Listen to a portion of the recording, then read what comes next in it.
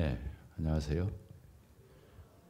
혼자 올라올 수도 있는데 만약에 사태를 또 모르니까 우리 형제님들은 좀 부축해 달라고 했습니다.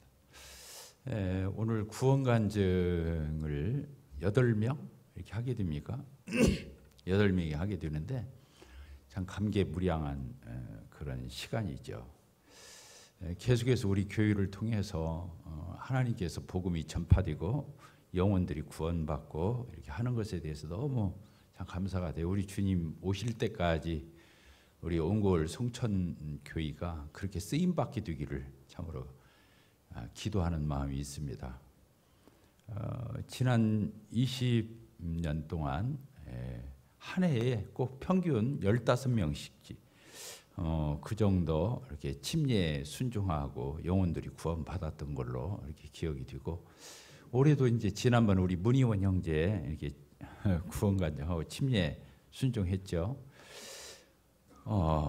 이번에 8명 이렇게 하고 이제 크리스마스 때쯤 연말쯤 해서 또 저희들이 부지런히 복음으로 그 마음의 밭을 일구고 또 이렇게 복음의 씨를 뿌려서 결실하는 그런 이렇게 한 해로 이렇게 잘 마무리되었으면 하는 그런 마음입니다.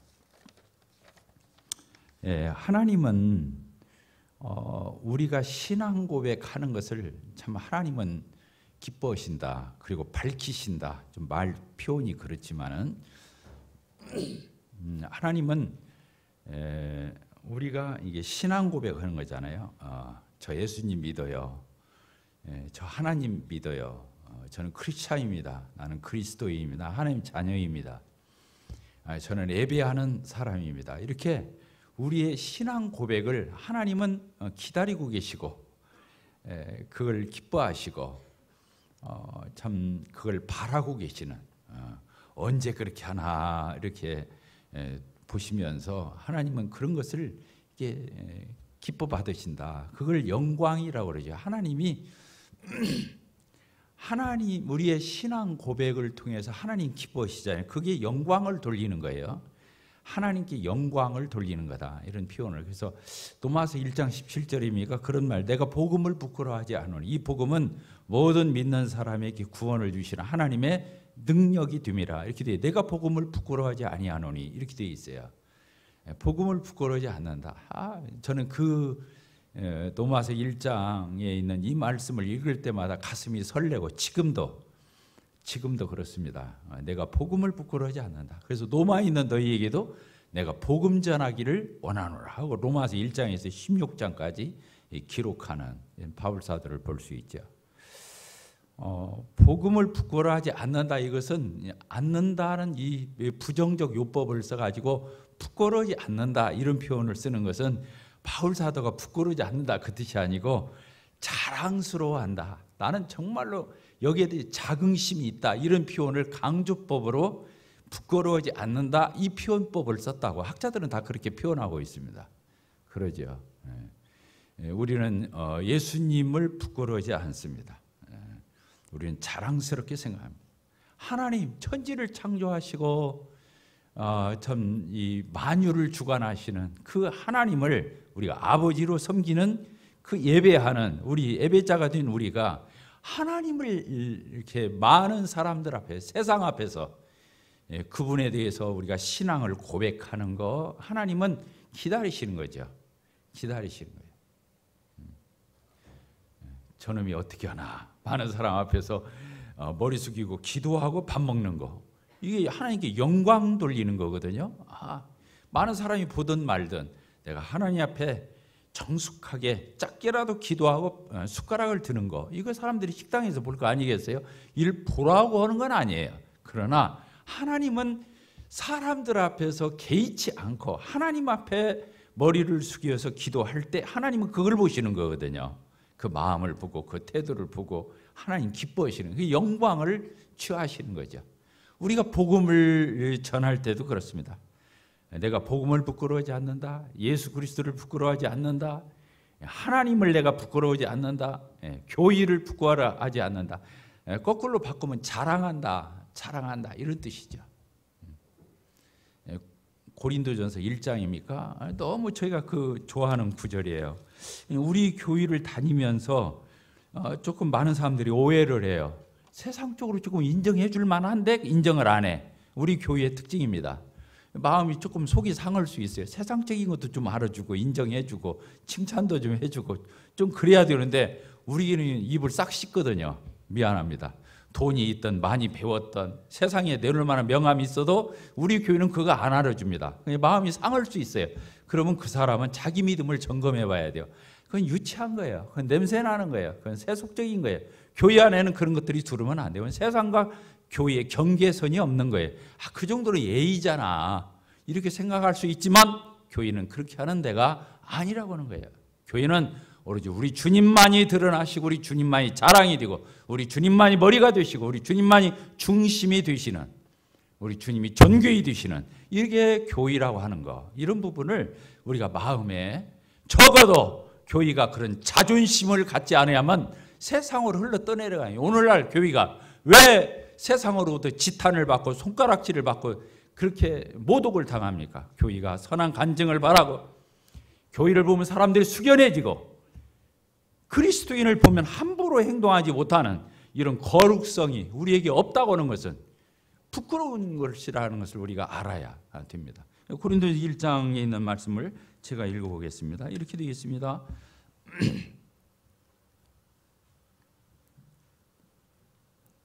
26절입니다. 형제들아 너희를 부르심을 보라. 육체를 따라 지혜로운 자가 많지 아니하며 세상적으로 똑똑하고 많이 배운 사람이 많지 아니하며 능한 자, 세상적으로 아주 능력 있는 사람이 많지 아니하며 문벌 좋은 자가 많지 아니하도다. 금수저가 많지 않다는 거예요. 교회를 보라는 거예요.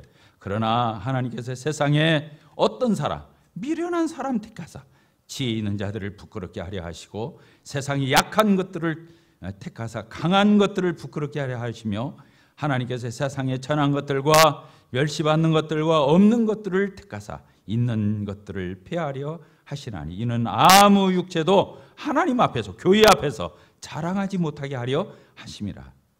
너희는 하나님으로부터 나와서 그리스도 예수 안에 있고 예수는 하나님으로부터 나와서 우리에게 지혜와 의로움과 거룩함과 구원함이 되셨으니 31절 너무 중요합니다. 기록된 바 자랑하는 자는 주 안에서 자랑하라 함과 같게 하려 하심이라. 이렇게 돼요. 주 안에서 자랑. 교회는 사람을 자랑하는 것도 아니고 내세우는 게 아닙니다.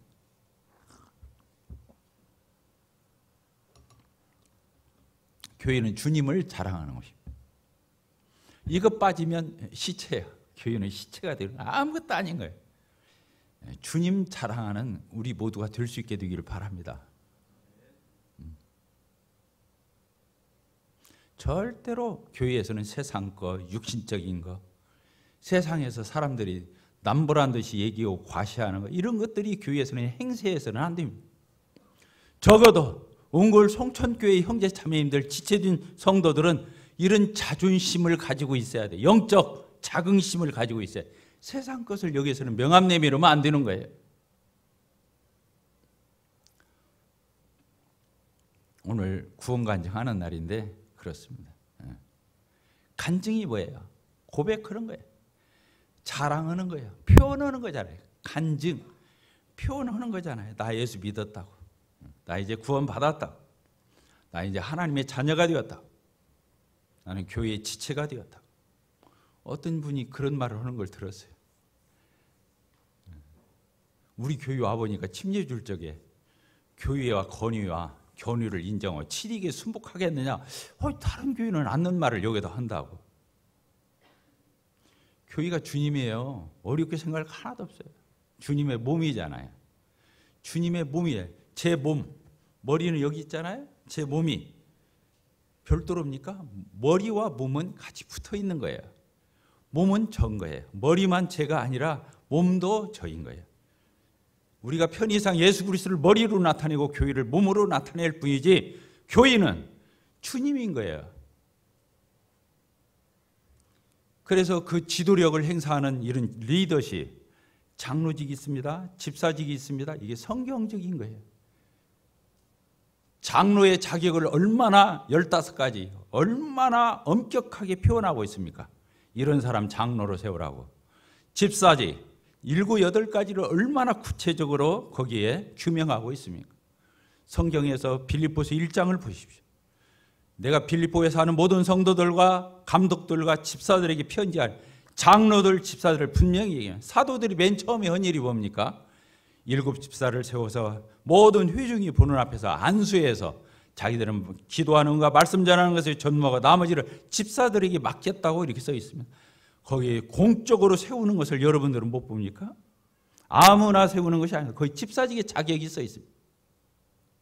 우리 교회는 반드시 성경대로 해야 되는 것입니다. 우리 교회 취향대로 하는 게 아니에요. 성경에서 말한 대로 장로직, 복수장로직, 집사, 복수집사, 분명히 우리 교회는 리더십을 확고하게 세워야 돼요. 그게 성경적인 교회예요. 그런데 문제는 장로들이나 집사들이 완장찬 것처럼 자기들이 뭐나 되는 것처럼 교회에서 무슨 내놓을 것이 있는 사람이 있냐, 고개 뻣뻣하게 들고 대고 목에 힘주고 그러면 안 되는 거죠. 그 집사 장로들이 겸손하고 온유하고 섬기고 이렇게 할 때 누가 교회에서 이 지도력을 가지고 말할 수 있겠습니까? 그렇지 않겠어요? 장로들, 집사들이 정말로 겸손하게 주님 닮은 마음으로 그런 모습으로 고개 숙이고 낮은 자리에 처하고 굳은 일 다 하고 교회를 정말로 주님처럼 섬기는 이런 아름다운 모습을 갖고 있다면 아무리 장로직이 확실하게 자리 잡아도 집사직이 자리 잡아도 이건 성경대로 하리라 할지라도 이걸 가지고 시비할 사람은 없는 것입니다.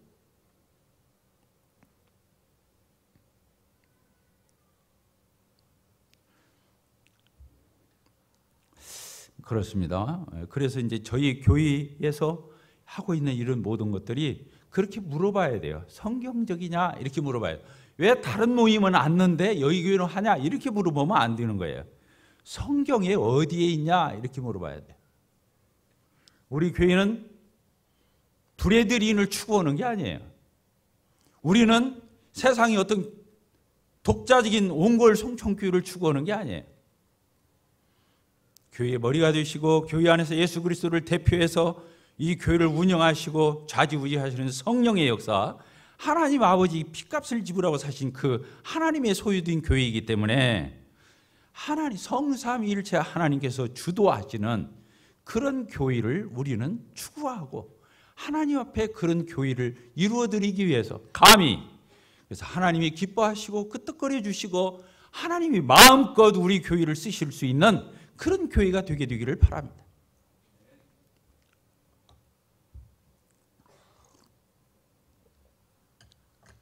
우리 로마서 10장을 이렇게 보도록 하겠습니다.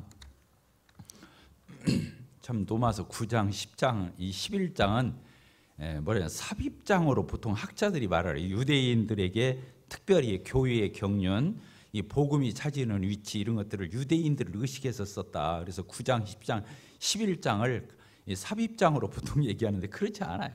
물론 삽입적인 의미가 있긴 하지만 그러나 중요한 성경 구절은 이 로마서 9장, 10장, 11장에 다 들어가 있어요. 특별히 오늘 10장을 보잖아요. 여기 보면 이렇게 1절부터 10장 1절 형제들아 내 마음에 원하는 바 하나님의 구하는 바는 이스라엘 유함이 곧 그들이 구원을 받게 함이라. 내가 증언하노니 그들이 하나님께 열심히 있으나 올바른 지식을 따른 것이 아니니라. 하나님의 의를 모르고 자기 의를 세우려고 힘써 하나님의 의에 복종하지 아니하였느니라. 이렇게 하면서 이스라엘 백성들이 왜 구원받지 못하는가 이 한탄, 너무 마음이 속이 상하는 거예요. 바울사. 그래서 정말로 자기 백성들이 구원받기를 바라는 이런 표현들을 10장 1절에서부터 얘기하다가 그 사람들은 율법을 지켜서 율법의 의로 하나님 앞에 나가는 줄 알잖아요. 그런데 4절에 보면 그리스도는 모든 믿는 자에게 의를 이루기 위하여 율법에 아침 율법 끝났다는 거예요. 그러면서 뭐라고 했어요? 5절 모세가 기록하되 율법으로 말미암는 의를 행하는 사람은 그로 말미암아 살리라 하였느니라. 율법 지켜서 구원받을 것 같으면 율법 지켜봐 이 말이에요. 율법 지켜서 구원받아. 근데 받을 사람이 있어요? 없어요. 율법을 온전히 지킬 자가 어디가 있어요? 하나를 어기면 다 어긴 것 같은 거예요. 율법은 안 된다는 거예요. 사람들한테 이제 설명을 하면 우리가 어떻게 그렇게 되느냐, 믿음으로 말미암아 그렇게 된다 이런 표현을 쓰고 있어요. 따라서 합시다. 믿음으로 말미암아 의롭게 된다. 이신칭이잖아. 이신득의. 믿음으로 의롭다함을 얻는 거예요. 근데 이 믿음으로 의롭다함을 얻는다는 말이 성경이 어려운 거예요. 아니 믿음으로 그냥 어떻게 의롭다함을 얻는 거야? 이런 표현이에요. 알려주는 거예요. 그 다음 절부터 써있어. 믿음으로 의롭게 되는데, 그래서 하나님 앞에 나갈 수 있는데 어떻게 믿음으로 의롭게 되지? 이제 그 다음에 써 있는 거예요.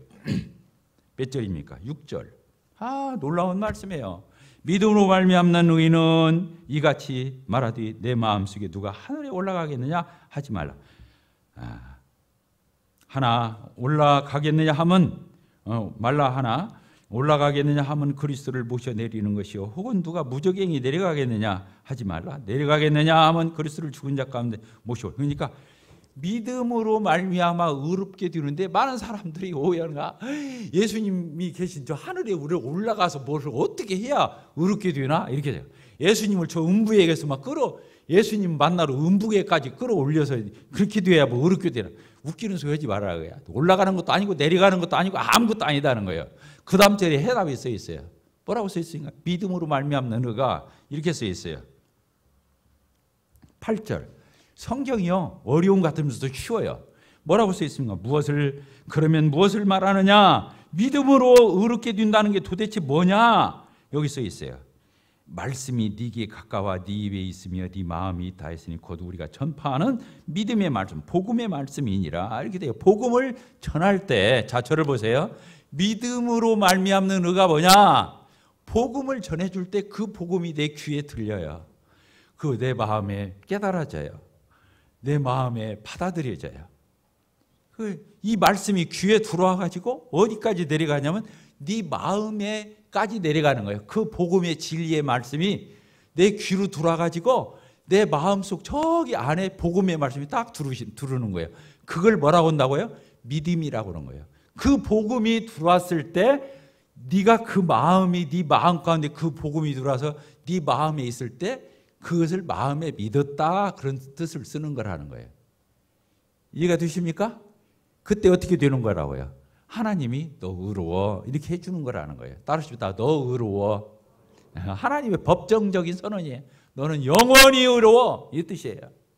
너는 영원히 의로워. 이렇게 말씀해 주고, 복음이 뭐예요? 복음의 말씀이 뭐예요? 예수 그리스도께서 내 죄를 위해서 죽으셨다가 나를 의롭게 하기 위해서 다시 부활하신, 십자가에 죽은 것이 연약해서 취약해서 무능력해서 죽은 게 아니라 이 세상에 마귀가 들여온 이 모든 죄를 다 파하고 단번에 영원히 속죄한 이 놀라운 사실을 증거하는 거, 이거잖아요. 십자가의 죽으심과 부활을 증거하는 것이 바로 예수 증거하는 거잖아요. 예수님을 뭘로 증거해요? 예수님이 오신 핵심이 뭐예요? 십자가에 우리 주를 위해서 죽으시고 우리를 의롭다 하시기 위해서 부활하시. 그게 뭐냐? 어디에 써 있어요? 여기 어디에 써 있죠?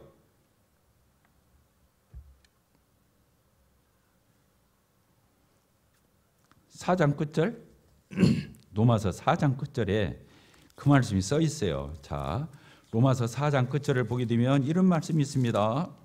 4장 끝절 같이 한번 읽어볼까요? 시작. 예수는 우리가 범죄한 것 때문에 내줌이 되고 십자가에, 또한 우리를 의롭다 하시기 위하여 살아나셨네요. 속죄하기 위해서 예수님이 십자가에 죽고 우리를 의롭다 하기 위해서 부활하셨다는 거예요. 십자가에 죽으신가 부활하시. 그래서 이 로마서 10장에서 다시 설명을 해주는 거예요. 복음에 대해서. 예수님이 왜 죽었는지, 예수님이 왜 부활하셨는지, 그 복음을 믿는 거, 예수님의 죽으심을 믿고 부활을 믿는 이 믿음이, 이 말씀이 네 마음에 자리 잡았다면 그건 네 마음에 믿은 거야. 그리고 그것은 구원이야. 그러면 어떻게 될 수 있다? 너는 견딜 수 없어 이 뜻이야. 따라서 너는 견딜 수 없다. 무엇을 견딜 수 없어요?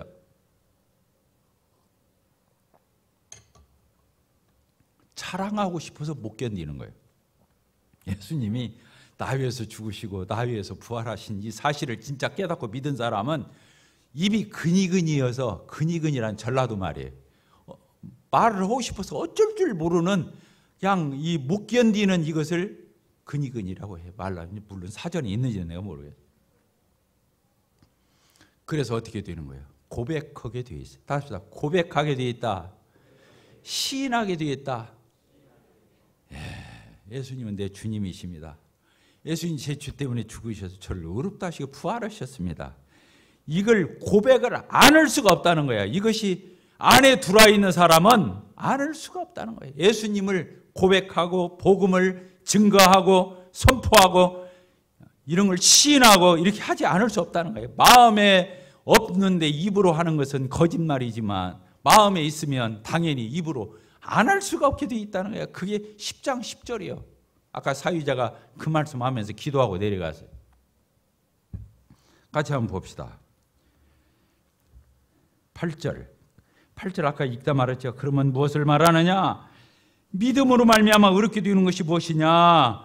말씀이, 이 복음의 말씀이 네게 가까워서 어디에 있어요? 내 입술에 있고 네 마음에 있다 하였으니 곧 우리가 전파하는 복음의 말씀이니라. 9절 네가 만일 네 입으로 예수를 뭘로? 주님으로. 구주로도 되지만 여기서는 주님으로.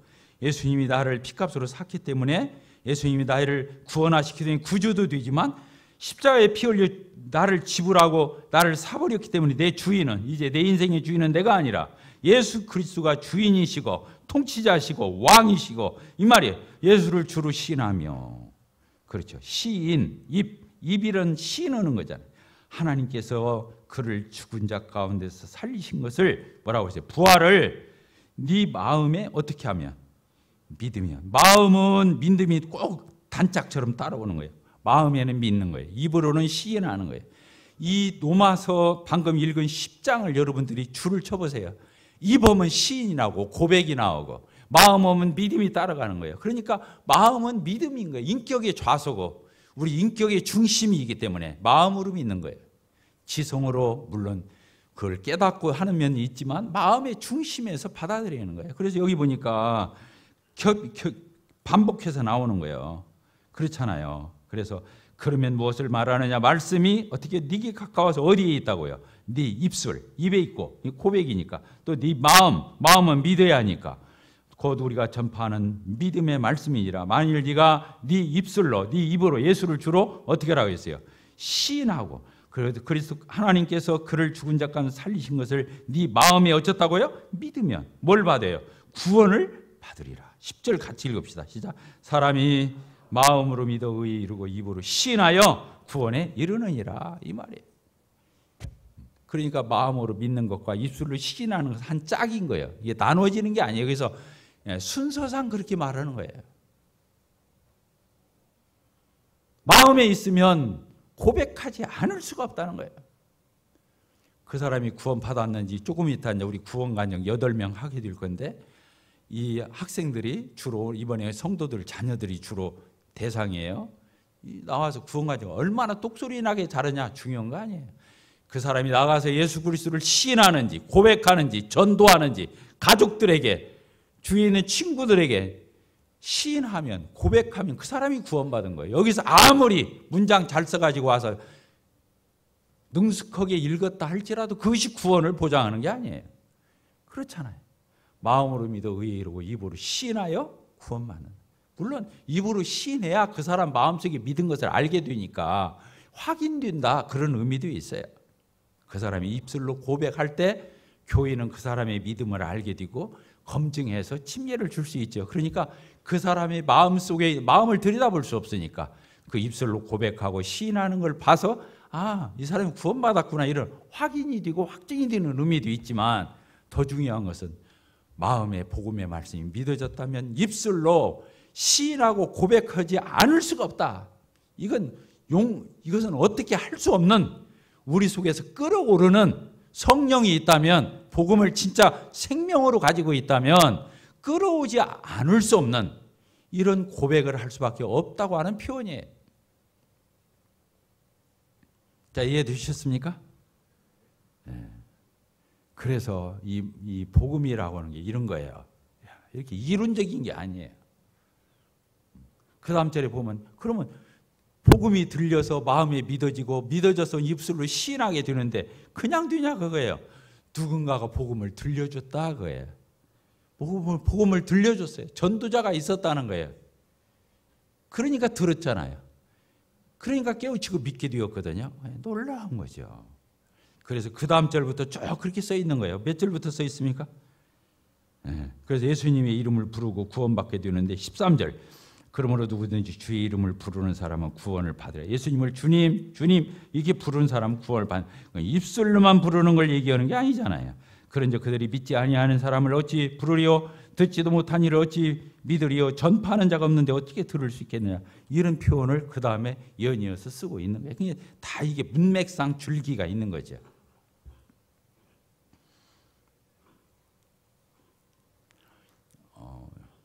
저부터 반성 많이 해야 돼.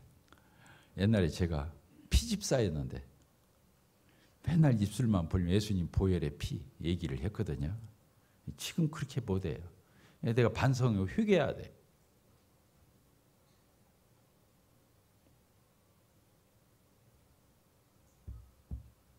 우리 마태복음 10장에 있는 말씀, 또마 10장을 봤으니까 마태복음 10장을 보도록 하겠습니다.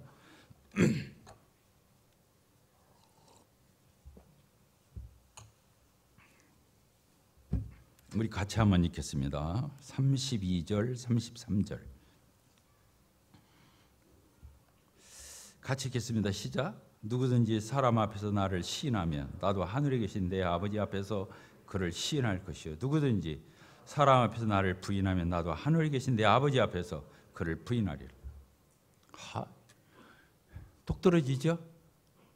고백이 이런 거예요. 사람들 앞에서 예수님 말하는 게 부끄러워. 그러면 예수님도 하나님 아버지 앞에서 그 사람 부끄러워하겠다는 거예요. 사람들 앞에서 예수님을 시인하면 나도 그 사람을 하나님 앞에서 하나님 맞아요. 이 사람 나 영접했어요. 이렇게 말해주겠다는 거예요. 구원의 가장 확실한 표징이 뭡니까? 사람들 앞에서, 세상 앞에서 분명히 말하는 거예요. 분명히 고백하는 거예요. 분명히 시인하는 거예요. 이 이상 확실한 증거는 없어요. 무섭잖아요? 여러분들 여기 소심해서 내성적이어서 세상에 나가서 그렇게 우리가 예수 안 믿는 척하고 그냥 그저 그렇게 섞여서 살고 그 사람들 비유나 안 건들려고 하고 그런 게 있다면 예수님도 그렇게 하시겠다는 거예요. 하나님 아버지 앞에서 내가 그 사람 그렇게 하겠다는 거예요.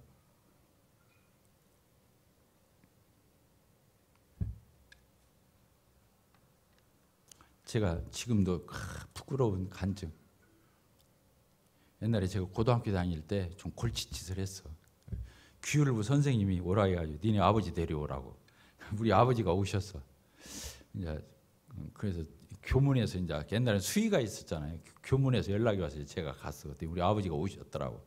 근데 막 잠바 차림에 그냥 어디 그냥 뭐 하시다 오셨는지는 모르지만 그냥 집에서 그냥 하던 모습 그대로 오고 오셨더라고. 아이고 창피해가지고 지나가는 선생님, 체육 선생님이 저분이 니네 아버지시냐? 그래 물어보더라고요. 그래서 아니에요, 우리 유삼촌이에요. 그랬어. 우리 아버지가 너무 남루하게 오고 하더라고. 우리 아버지라고 말하기엔 너무 창피한 거야. 지금도 내 가슴이 아파. 그때 그렇게 말한 것이. 근데 우리 아버지는 혹시 그랬을지 내가 하나님 아버지와 예수 그리스도를 부끄러우면 되겠습니까? 그러죠? 얼마나 자랑스러워요. 하나님이 인간이 되어. 그분이 인간이 되실 분이냐고. 인간이 되어 오셔서 우리와 같이 똑같이 되셔서 우리가 경험하는 거 다 겪으시고 진짜 최후를 마음 가지시고 우리 죄를 위해서 죽으시고 놀라우신 거잖아요. 근데 그 하나님이 인간이 되어서 나를 살렸는데 내가 하나님이신 그분을 부끄러우면 되겠냐고요. 한 구절 읽고 마치더라고요. 히브리서 2장을 읽고 마치겠습니다.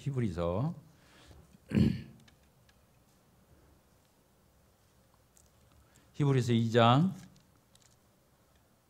11절 읽고 마치도록 하겠습니다. 같이 읽겠습니다. 시작. 거룩하게 하시는 이와 거룩하게 함을 입은 자들이 다 한 근원에서 난지라. 그러므로 형제라 부르시기를 부끄러워하지 아니하시고 이르시되 내가 주의 이름을 내 형제들에게 선포하고 내가 주를 교회 중에서 찬송하리라. 이거 보십시오. 예수님 우리 같은 인간의 몸을 입고 오셔서 그러셨다는 거 아니에요. 우리를 뭐라고요? 형제. 유인관 형제, 예수님이 맏아들이시잖아요. 우리가 그 다음에 붙은 자들이잖아요. 근데 그분이 우리를 형제 이렇게 부르기를 부끄러워 안 하셨다고. 누구 앞에서도. 그리고 특별히 하나님을 믿는 자녀들 가운데에서, 교육 가운데서 그분을 더 높이고 드러내고 이렇게 하셨다는 거 아니에요. 우리도 그런 하나님의 자녀들이 되고 그리스도인들이 되게 되기를 바랍니다. 그렇게 고백하면서 사는, 주님을 자랑스럽게 여기는, 하나님을 자랑스럽게 여기는 그러한 저희들이 되어서 하나님께 영광 돌리는 저희들이 되게 되기를 바랍니다. 기도하고 마치겠습니다. 하나님 아버지, 감사 찬송 올립니다. 구더기만도 모르고 벌레만도 못한 저희들을 하나님께서 참 내 자녀라, 나는 너의 아비라 이렇게 하시고, 우리 주님께서는 우리를 향해서 형제 이렇게 부르시기를 부끄러워 아니하시는 참으로 좋으신